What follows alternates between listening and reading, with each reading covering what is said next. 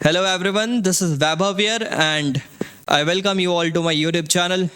So today I am here with part 28 of our advanced problem series in which we are going to take a simple and relevant problem on impulsive friction. तो impulsive friction पे एक आसान सा सवाल हम करने जा रहे हैं और जे एडवांस के पॉइंट ऑफ व्यू से थोड़ा अच्छा रिलेटेड सवाल हो सकता है। पहले भी ऐसे सवाल आए हुए हैं और आगे भी आपको ज़रूर देखने को मिलेंगे। तो बहुत ज़्यादा हाई फाई सवाल नहीं है, ये आपके प्रिपरेशन को चेक कर सकता है सवाल कि आप सही डायरेक्शन पे हो या नहीं, बिकॉज बहुत ज़्यादा हाई फाई सवाल नहीं है, आपसे ये हो जाना चाहिए। अगर नहीं होता है तो ज़रूर इस वीडियो के थ्रू सीखें। और अगर आप पीछे के 27 पार्ट इस चैनल पे वीडियोस नहीं देखे हैं तो आप एक बार जाकर उन्हें विजिट करें और देखें कि आपको किस तरह के अच्छे अच्छे सवाल वहाँ पर मिलने वाले हैं। और अगर आप चैनल को सब्सक्राइब नहीं किए तो आप ज़रूर कर सकते हैं, बिकॉज यहाँ पर रियल एडवांस कंसेप्ट्स आपको दिया जाता है related to physics. So let's start with the video. और आज की वीडियो का जो प्रॉब्लम स्टेटमेंट है वो कुछ इस तरह से है, आप एक बार चेक कर सकते हैं कि क्या बोलना चाह रहा है क्वेश्चन।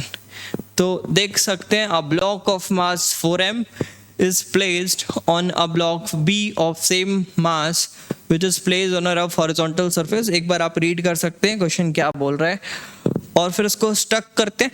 तो देख लो, ये दोनों मासेस रखे हुए हैं, ये दोनों सरफेस रफ है। 0.2 0.4 यहाँ पर आपको फ्रिक्शन के कोफिशिएंट्स दिए।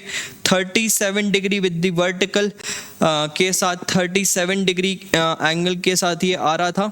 और बोल सकते हैं इसकी स्पीड भी कुछ दी गई थी which is 10 meter per second.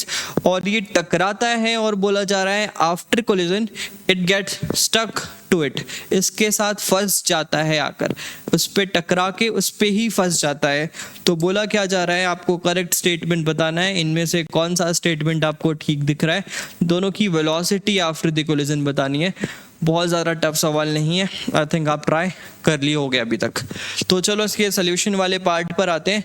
Values थोड़ा सा एक बार चेक कर लें, 4m और 37 degree with 10 meter per second. Okay, सो अगर यहाँ पर देखें सवाल का क्या कहना है कि ये एक मास है, ये आपका सेकंड मास है और एक बॉल है, ठीक है, एक बॉल है।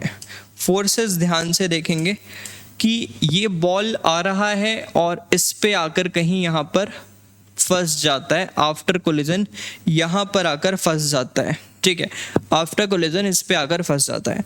तो सबसे पहले आप देखो फोर्सेस कौन कौन से लगे, सबसे इंपॉर्टेंट चीज़ इस पर्टिकुलर क्वेश्चन पे वही है। तो अगर हम बॉल के बारे में बात करें तो ठीक है, इसमें जो भी फोर्सेस लगे होंगे, तो वर्टिकल डायरेक्शन की अगर बात करूं तो इस पे एक नॉर्मल रिएक्शन लगा होगा, बिल्कुल लगा होगा, जो कि बॉल पे इस नीचे वाले ब्लॉक ने लगाया होगा। तो एक नॉर्मल रिएक्शन है जिसको मान ले रहा हूं N1 का एक नॉर्मल रिएक्शन है जो कि इस बॉल पे लग रहा है। अच्छा, तो ये रिएक्शन इस A वाली ब्लॉक पर नीचे की तरफ लगा होगा, ये रिएक्शन इस ब्लॉक पर नीचे की तरफ लगा होगा। और बात करें तो इस रिएक्शन की वजह से हम ऐसा भी बोल सकते हैं कि इसका जो वर्टिकल डायरेक्शन पे पहले मोमेंटम था वो ज़ीरो हो गया है। तो इसका मतलब तो यही है कि टकराने के बाद ये जो नॉर्मल रिएक्शन है वो इम्पल्सिव नेचर का है। तो इस वजह से ऐसे मैं नॉर्मल रिएक्शन तो बना ही रहा हूँ बट इम्पल्सिव नेचर का लिख लेते हैं। तो इस पे एक इम्पल्स लगा integral n dot D T. तो इस ब्लॉक पे नीचे की तरफ क्या इम्पल्स लगा, integral n1 dot D T. इस ब्लॉक पे भी नीचे की तरफ n1 डॉट डी टी का इम्पल्स लगा। अच्छा, तो इम्पल्स और फोर्स में थोड़ा सा डिफरेंस है, आप इस बात को इस पर्टिकुलर सवाल में थोड़ा ध्यान से सुनेंगे। तो आगे अगर देखें हम तो सेकंड वाली ब्लॉक है, सेकंड वाली ब्लॉक पे अगर हम देखें तो इसके पास पहले भी कोई वर्टिकल डायरेक्शन में मोमेंटम नहीं था और अब भी नहीं है, तो अगर इस पे इम्पल्स n1.dt लगा है और अगर ए ब्लॉक की बात करें तो इसके पास पहले भी वर्टिकल में कोई मोमेंटम नहीं था और अब भी वर्टिकल में कोई मोमेंटम नहीं है, तो इसका मतलब तो यही हुआ कि इस पे ऊपर की तरफ n1.dt का इम्पल्स एक और आ गया होगा, जिससे कि मैं बोल सकता हूँ कि इस ब्लॉक पर ये जो ऊपर की तरफ इम्पल्स लगा है, इस वजह से इसका वर्टिकल मोमेंटम अब भी ज़ीरो है। और ये इम्पल्स किसने लगाया होगा? ये इम्पल्स लोअर बी ब्लॉक ने लगाया होगा। तो अगर इस पे ये इम्पल्स ऊपर की तरफ लग रहा है तो बी ब्लॉक पे सेम इम्पल्स नीचे की तरफ लग रहा होगा। तो बी ब्लॉक पे नीचे की तरफ लगने वाला इम्पल्स n1.dt है। बी ब्लॉक पे नीचे की तरफ लगने वाला इम्पल्स n1.dt है। अच्छा सर, क्या इनके मासेस वगैरह के बारे में भी अपने को ध्यान रखना है क्या? इस पे ये जो इम्पल्सिव फोर्स है ना, उसके कंपैरिजन में ग्रेविटेशनल फोर्स बहुत लो होता है। कैसे लो होता है? बिकॉज आप देख सकते हो, अगर कोई 10 की स्पीड से आ रही है, मान लो कोई 10 मीटर पर सेकेंड की स्पीड से आ रहा है विथ मास m, तो उसके पास मोमेंटम था 10m और ड्रास्टिकली ये मोमेंटम ज़ीरो हो जाता है विद इन 2 सेकेंड्स। तो अगर मुझे फोर्स लिखना है तो ये इम्पल्सिव फोर्स कितना होगा? 10m डिवाइडेड बाय मान लेते हैं 0.0001 सेकेंड्स। इतना कम टाइम में ही ये सारी चीज़ें हुई है, तो आप देख सकते हो इम्पल्सिव फोर्स कितना बड़ा है और ये 4m 10m उसके कंपैरिजन में कितने छोटे हैं। तो इनके वेट वगैरह के बारे में चीज़ों को अभी हमें इस पर्टिकुलर सवाल पे तो नहीं सोचना होगा, बिकॉज ये इम्पल्स ही जो है वो काफ़ी बड़े हैं, उसके कंपैरिजन में ये जो फोर्सेस है वो उतने खासे बड़े होंगे नहीं। तो ठीक है, सेकंड वाले ब्लॉक पे n1.dt ये लग गया। अच्छा ठीक है, और हम देख रहे हैं कि ये जो बी वाला ब्लॉक है ये भी वर्टिकल में कोई और मोमेंटम गेन नहीं करने वाला है, बिकॉज इसके पास नीचे ग्राउंड है। तो ग्राउंड से क्या इम्पल्स दे देगा? n1.dt ऊपर की तरफ। ये किसने दिया है? ग्राउंड ने दिया है, ये ग्राउंड ने दिया है। तो सबसे इंपॉर्टेंट पार्ट इस क्वेश्चन का यही था। अगर आप इस चीज़ को अच्छे से समझते हैं तो आप इसको विद इन सेकेंड सॉल्व कर सकते हैं। तो ठीक है, तो अगर नॉर्मल रिएक्शन इम्पल्सिव है, इनके बीच का नॉर्मल रिएक्शन इम्पल्सिव है और ग्राउंड और बी ब्लॉक के बीच का नॉर्मल रिएक्शन भी इम्पल्सिव है, तो मैं बोल सकता हूँ होने वाला दोनों फ्रिक्शन भी इम्पल्सिव होगा। तो यहाँ पर नॉर्मल रिएक्शन के इम्पल्स के साथ साथ फ्रिक्शन के भी इम्पल्स होने वाले हैं।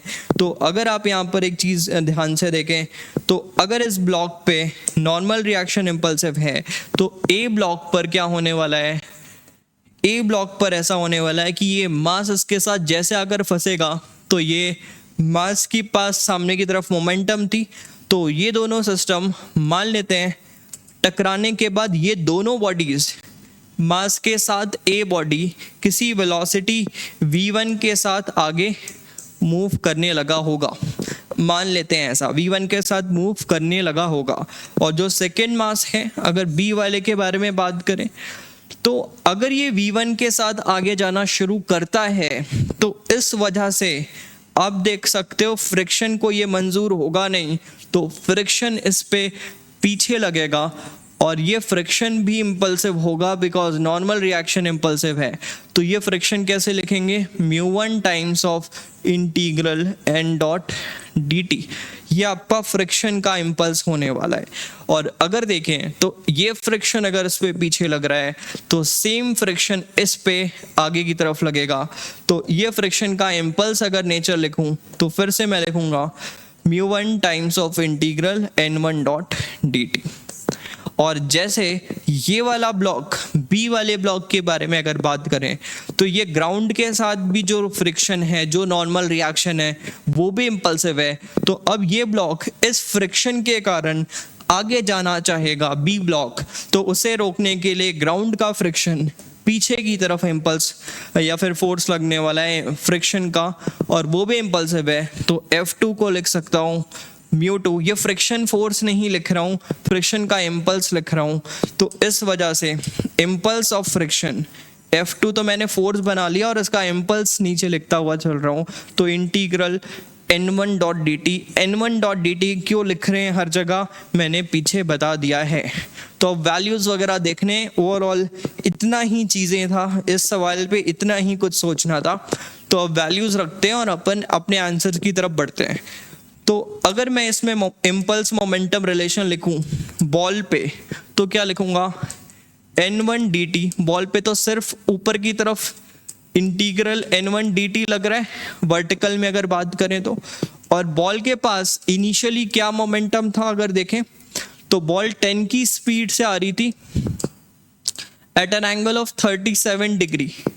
तो यहाँ पर लिख सकता हूँ 10 sin 37 और यहाँ पर लिख सकता हूँ 10 cos 37, सॉरी यहाँ पर लिखना चाहिए मुझे 10 cos 37, तो 4/5, और यहाँ पर लिखना चाहिए 10 sin 37 विच इज़ 3/5, तो ये आई थिंक 6 होता है और ये कुछ 8 होता है।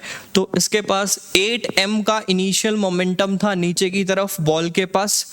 तो मैंने नीचे के डायरेक्शन को मान लेते हैं कि नेगेटिव मान लिया है, तो इम्पल्स की डायरेक्शन को पॉजिटिव के साथ लिखूंगा बिकॉज बॉल पे इम्पल्स ऊपर लगा है, और ये किसके इक्वल होना चाहिए, ये इक्वल होना चाहिए चेंज इन मोमेंटम के। तो फाइनल मोमेंटम इसका वर्टिकल पे 0 हो गया है, माइनस इनिशियल मोमेंटम नेगेटिव के साथ लिखेंगे बिकॉज नीचे की तरफ था उसके पास मोमेंटम और वो था कुछ 8m।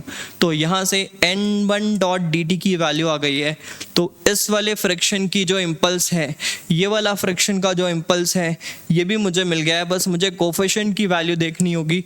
तो यहाँ पर कोफिशिएंट की वैल्यू 0.4 है, तो उस हिसाब से मुझे क्या लिख लेना चाहिए, अगर ये 0.4 है तो पहले वाले फ्रिक्शन का जो इम्पल्स है वो बनेगा μ1 which is 0.4 times of integral n.dt, और इंटीग्रल n.dt को 8m लिख सकते हैं। तो 0.4 इंटू 8m विच इज क्या लिख सकता हूँ 4/10 into 8 and you can write it as 3.2m। ये है फ्रिक्शन का इम्पल्स पहले वाली ब्लॉक पे। फ्रिक्शन का इम्पल्स पहले वाले ब्लॉक पे कुछ इतना लग रहा है पीछे की तरफ।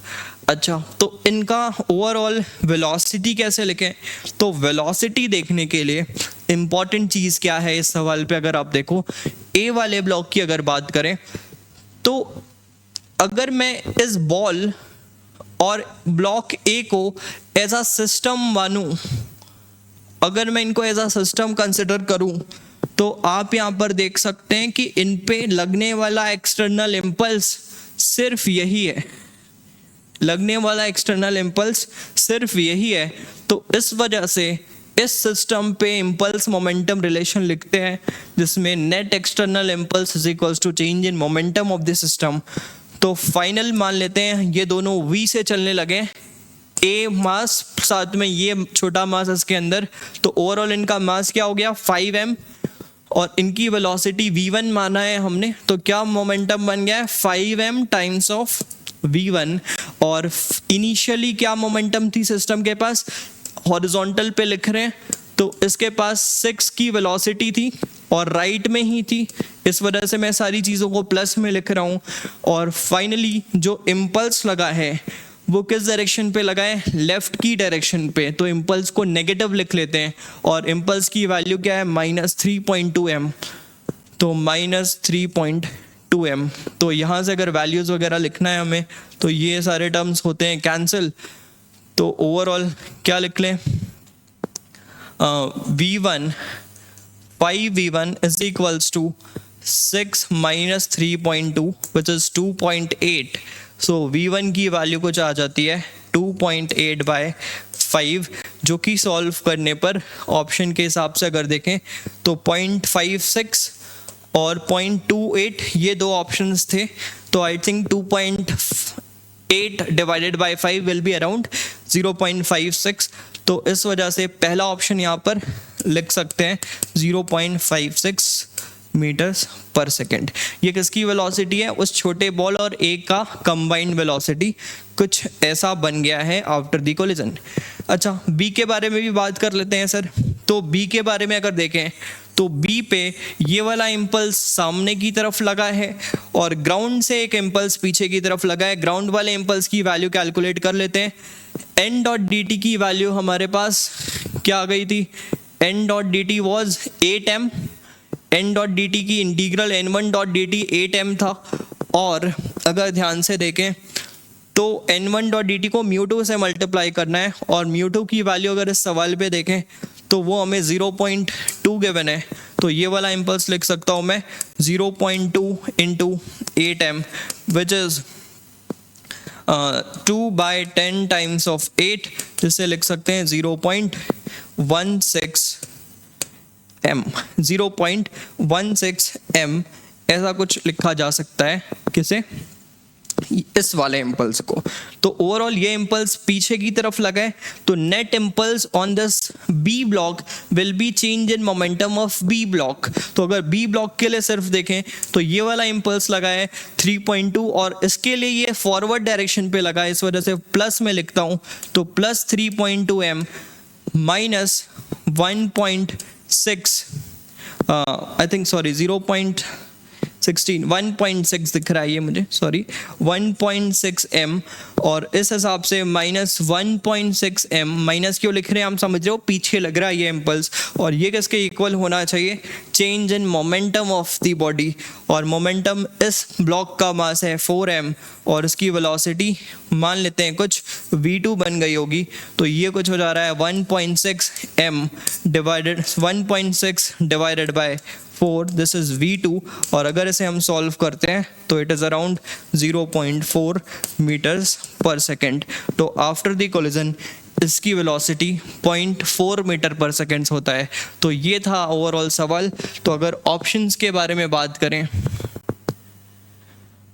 ऑप्शंस के बारे में अगर इस क्वेश्चन के लिए देखें तो मैं बोल सकता हूँ यहाँ पर करेक्ट आंसर्स हमारे ए है और 0.40 C है। So A and C are the two correct options और बहुत ज़्यादा टफ सवाल नहीं था, इम्पॉर्टेंट पार्ट था इसको हम कैसे अप्रोच करें और क्वेश्चन को एक्सप्लेनेशन पार्ट इस क्वेश्चन का ज़्यादा इम्पॉर्टेंट था।